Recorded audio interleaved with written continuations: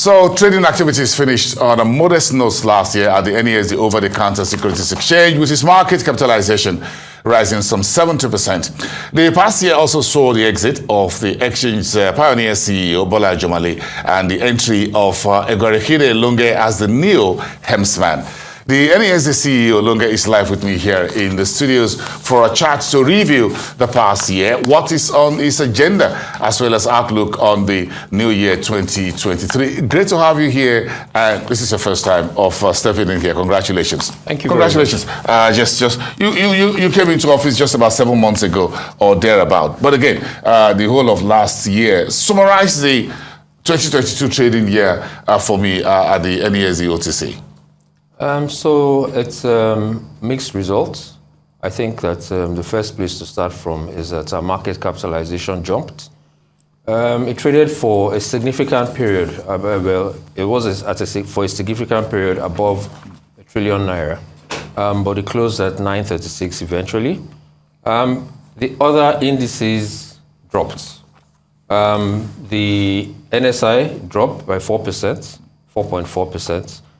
Volume traded dropped by about 30%, and the value traded also dropped by about 14%. So that's what happened last year, but that's not the full story of NASD. I know it's not a full story, but if we stick with the market transaction numbers a little bit, what would you say informed how the market performed in terms of the trading statistics per se? Was it liquidity? Was it interest in the over-the-counter market? Walk me through those numbers. So I think that in trying to describe what we experience on the OTC market, it's important to understand how investors participate in the Nigerian capital market. What we've seen is that the foreign investors have taken a leave, and it's the space is being filled by local institutional players. We have a big challenge in that for some inexplicable reason, the pension funds are not allowed to trade into our market yet. We're working on that. That's a regulatory issue from Pencom side. It's strange, because the law says that a regulated exchange is allowed to accept pension funds. But I don't know. We're working in dialogue with the Pension Commission. But you spent many years as the CEO of a pension operator. That's the reason why I have a track. That's the reason why I have a track to the pension community. Yes. And we believe that we will resolve that. Now, do you think the pension getting more involved in the market would deepen the market a whole lot more? Oh, most definitely. So, I think that if you look at the capital markets in Nigeria, if you take away pension fund interest, you would have a significant collapse in interest in the markets.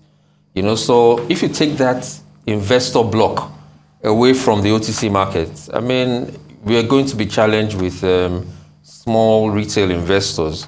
But even with that, we're punching fairly strongly. So we expect to get that on, and we expect to broaden our markets, bring in more content, bring in more excitement. I think that one other thing that has defined the activity on our market has been the narrowness of what is on offer. So there have been traditional companies that have... You're talking about in terms of the listed securities, for example. Admitted securities. Yes, admitted securities. Yes. I was just trying to take a look at, for example, if we use today's trading day, #1 PSC, Friesland is big it's a big cap company. Then you have NDEP, which is the Niger Delta Exploration company. So you got fairly a few names, including the NASD itself. Yeah, they're interesting names, but think about it. They dominate the market capitalization. So any blip in those companies takes the market capitalization down. So in some of those companies, there were corporate actions, and investors then took profits on the corporate actions that they received. They're like Friesland. Exactly. And CSCS. Exactly. Yes. And even Niger Delta as well. Yeah. So that's what has defined the mixed performance for last on year. the NASD. So our mandate is well defined now. But again, you definitely would be looking for more listings to deepen the number of securities and the variety of products that you have on the NASD. Precisely. So what do you think?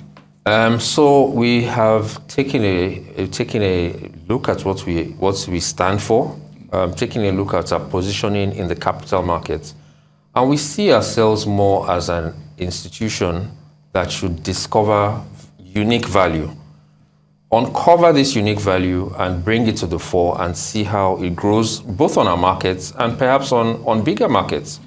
So we're very big on SMEs, very, very big on SMEs, but not SMEs in the way we hear about SMEs everywhere. I mean, the story, ad nauseum, SMEs are the future of Nigeria and everything. But we think that... Beyond the rhetoric.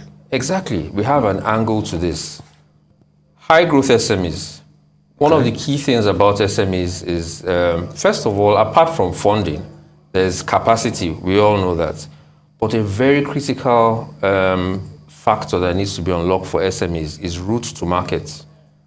And because we're an exchange platform, and we have the OTC platform, we have bigger companies, we can handhold these companies, help them define their routes to market, and see whether we can partner them with the bigger companies that can pull them up.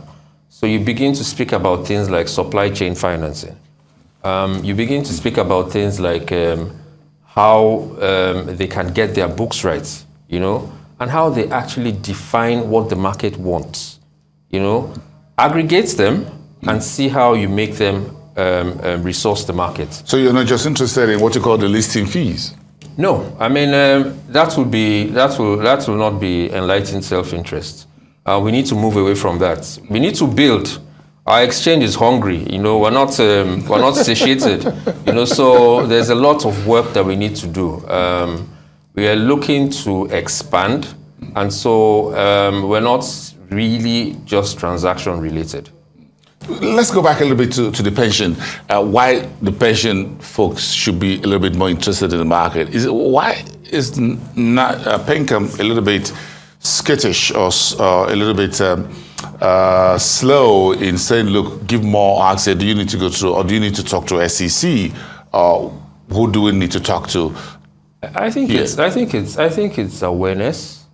When you say a market is an over-the-counter market, you immediately send warning bells. So if it's over the counter, how do they make prices? In terms of price discovery. Exactly. How do companies come onto the market? What's the quality of the companies? How much information is put out there? But the interesting thing about NASD is that all of these things have been dealt with. NASD operates an order and quotation-driven system. It's no different from any other exchange. So we make prices in an orderly and structured way. So I guess the regulators are a bit nervous about that, but they were not aware about how this works. We've tried to point that out to them. So they speak also about variety. How do you get variety if you don't get participation? So it's a chicken and egg situation. And so we are having that discussion. One of the points that have been raised, or was raised by the industry regulator, Pencom, is that if pension money comes to NASD, it's just going to inflate the prices. But that's what price discovery is about. Money will always go to where there's value. And so with all the things that we're incubating, the pension funds may be shut out. We've spoken about, we have an interest in broadening this market. Things like mortgage-backed securities. Real estate. Exactly. You've got a few like UBN property. Yes, I'm sure you've got we have those, but you see the mortgage business is struggling because it doesn't have institutional support. I think that we present a good platform to be able to bridge that gap. With MBS? Oh, yes. So we need to be a lot more creative about what we're doing. PPPs, for instance, this exciting rail. I know that my colleagues in the office would say to be kicking themselves and saying, this man is so enamored of this railway. But beyond that... You mean the Lagos? Oh, yes. But beyond that, the concept is that if government creates assets, right, and the assets become bankable, they need not keep it on their books. They can offload those assets onto the private market, take in money, go and create more assets. So the Lagos Blue Line, Red Line that Governor Sanwo-Olu is building, we're willing to buy it off them. NASD is willing to buy it off? With the partners on the markets. We're willing to buy it. Put it on the Securities Exchange. Oh, precisely. And they go build the fourth mainland bridge. Yes. And maybe the fifth one. So there's some state governors that have, there's some state governments that have airlines. When the state governor departs, what's going to be the fate of the airline? Put it on an exchange. Put it on an exchange. Like Ibom Air. I'm going to name names. So you have structure. I mean, a syringe factory, a coconut oil factory. You know, so if the governments create the assets, the private sector will come buy it off you when it becomes cash flow positive, or it becomes when the cash flows are identifiable. So it's a model that we can actually translate into an exchange platform. You've got a whole lot of evangelism on your hands to do. You've got to move from state to state, my friend, and then begin to talk to the state governments and even the BPE and a whole lot of others. For example, the power sector, for example, whether it's the downstream or the midstream or we're more interested in off-grid power. Off-grid? Yes, I mean, because you see, you can build SMEs around that. Much faster. Exactly. You can build communities around that, and it can be clean energy, you know, and you can deploy very quickly. So it doesn't cost you too much to acquire.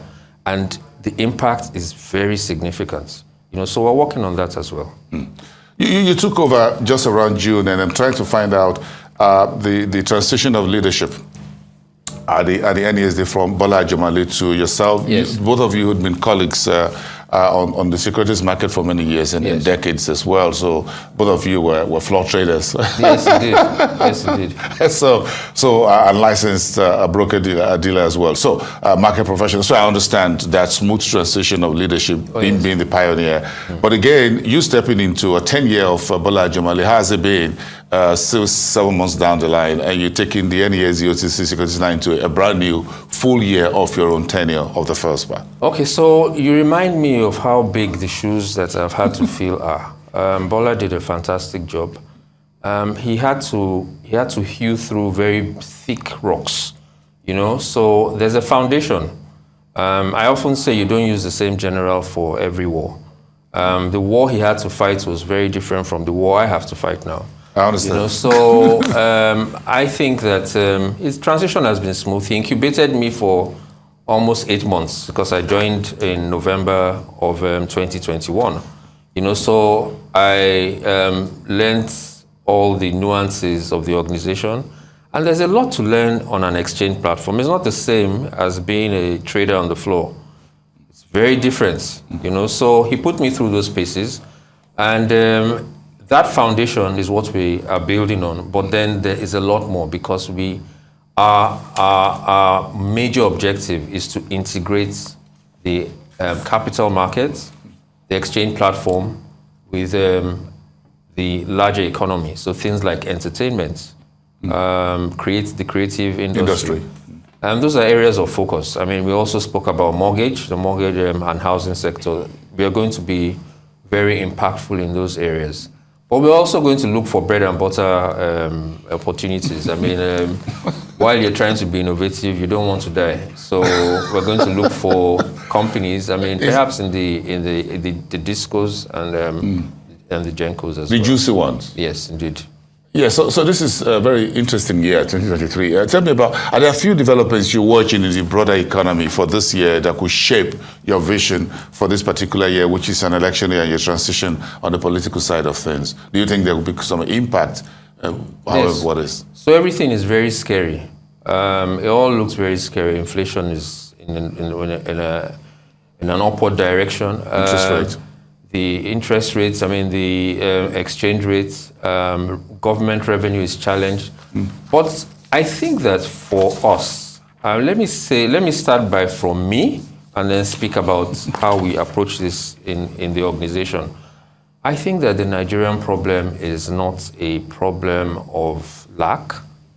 It's more a problem of creating orderliness, transparency, and instituting merit, right? Because with transparency, it's easy to get partners in, and we need to have friends. That's the biggest, that we need investors to come and reflate our economy. So transparency is important. Adherence to the sanctity of contracts. And on the basis of that, you have merit. What the investor wants to see is predictability. And once you're able to see that, I mean, you begin to put, you have a toe poke in the water. It's not too hot. You come back and do some more, you know. So orderliness is very important. You want to have an idea of the temperature of the water. Orderliness is the main thing that is missing in the Nigerian environment, in all facets of life. You mean from driving in Lagos traffic? That is also symptomatic. I heard the governor of Edo State saying the other day that some foreign investors that he spoke to became very frightened when they saw the crazy Formula One way we drive on our roads. You know, so those are key things. But beyond that, maybe they should just invest in helping us arrange the vehicular traffic. Well, we're where we are, you know, so where we should find, I mean, we should live within where we find ourselves, you know, but begin to believe that we can create something different. I agree with you. Thank you so much. I think it's a Friday. I got to let you go at this point. Thank you so much for this conversation. Thank you, and congratulations once again as the Managing Director and CEO at NASD. Thank you so much for your time.